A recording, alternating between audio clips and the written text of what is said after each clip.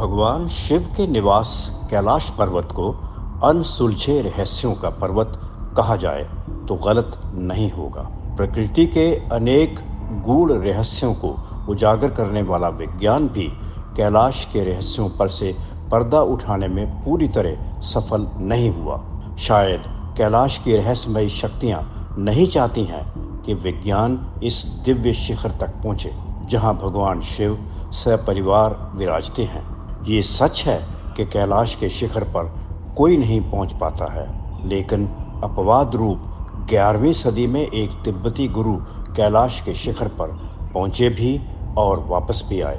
आज आपको कैलाश के एक ऐसे रहस्य से अवगत कराएंगे जिसे जानकर आप दांतों तले उंगलियां दबाने को मजबूर हो जाएंगे। 80 के दशक में तिब्बत के लोग आसमान में लगातार उड़न तश्तरियां मंडराती देख रहे थे। उड़न तश्तरी यानी यूएफओ, जिनका संबंध दूसरी दुनिया के निवासियों से जोड़ा जाता रहा है। तिब्बत पर लगातार मंडराती उड़न तश्तरियों ने वैज्ञानिकों को ये सोचने पर मजबूर कर दिया कि हो न हो तिब्बत क्षेत्र का दूसरी दुनिया से कोई न कोई नाता तो जरूर है। ये शोध का विषय था, इसलिए चीन और रूस के वैज्ञानिकों का दल तिब्बत पहुंचा और कैलाश की ओर बढ़ा। तमाम परेशानियों के बाद वैज्ञानिक कैलाश की तलहटी तक पहुंचने में कामयाब हुए। उस स्थान से थोड़ा और आगे बढ़ने पर वैज्ञानिकों को एक गुफा मिली। गुफा के द्वार पर वैज्ञानिकों को अंदर से आती मृदंग, डमरू तथा अन्य वाद्य यंत्रों के मधुर संगीत ने चौंकाया।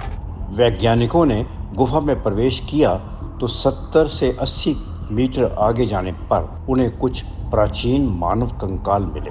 समझा गया कि प्राचीन काल में गुफा में योगियों ने तपस्या की थी और समाधि ली थी। थोड़ा और आगे बढ़ने पर वैज्ञानिकों ने महसूस किया कि बाहर की तुलना में गुफा के भीतर ऑक्सीजन का स्तर काफी अच्छा है। करीब 100 मीटर से थोड़ा ही आगे जाने पर गुफा का तापमान असहनीय हो गया और वैज्ञानिकों को वापस लौटना पड़ा। गुफा के अंदर वैज्ञानिकों ने ग्रेविटेशन को कम होता महसूस किया। आंखें बंद करने पर उन्हें विचित्र चीजें दिखाई दी।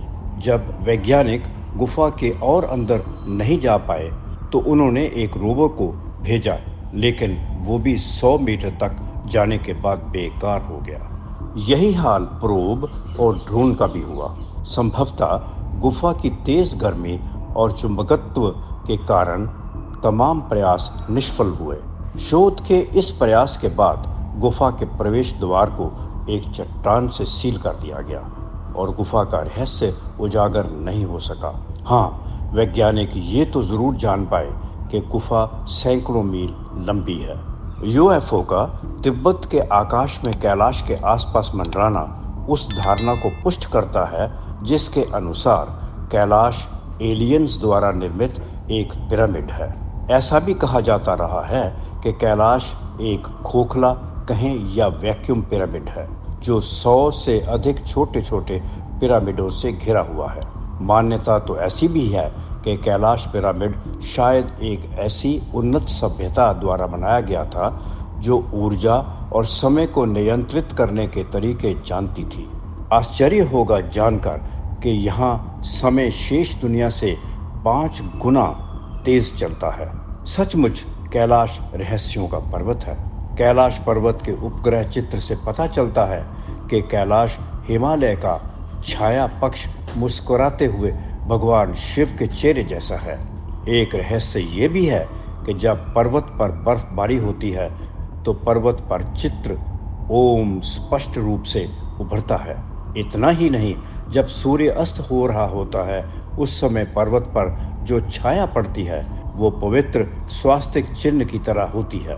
4 महान नदियों सतलुज, सिंधु, ब्रह्मपुत्र और घाघरा के स्रोतों के बीच गर्व से खड़े दिव्य कैलाश के ऊपर कभी कभी 7 रंग के प्रकाश आकाश में चमकते देखे जाते हैं। इस बारे में नासा के वैज्ञानिकों का मानना है कि पर्वत के चुंबकीय बल के कारण ऐसा होता है। हिंदू, बौद्ध और जैन धर्मों के अनुसार कैलाश स्वर्ग का प्रवेश द्वार हो सकता है। वेद भी कहते हैं कि कैलाश धरती और स्वर्ग के बीच कड़ी था धर्म ग्रंथों की माने तो कैलाश के नीचे देवताओं की नगरी और इंद्रलोक अर्थात स्वर्ग स्थित है। मान्यता ये भी है कि सप्त चिरंजीवी अश्वत्थामा, बलि, व्यास, श्री हनुमान, विभीषण, भगवान परशुराम और कृपाचार्य भी कैलाश में ही वास करते हैं। भगवान शिव तो सपरिवार कैलाश के शिखर पर विराजते ही हैं। कैलाश के रहस्यों को फिलहाल जान पाना संभव प्रतीत नहीं होता। भविष्य में क्या होगा कहा नहीं जा सकता। आशा है आपको हमारा ये कार्यक्रम रोचक लगा होगा। आपसे प्रार्थना है कि आप हमारे चैनल को लाइक, शेयर और सब्सक्राइब करें। ओम नमः शिवाय।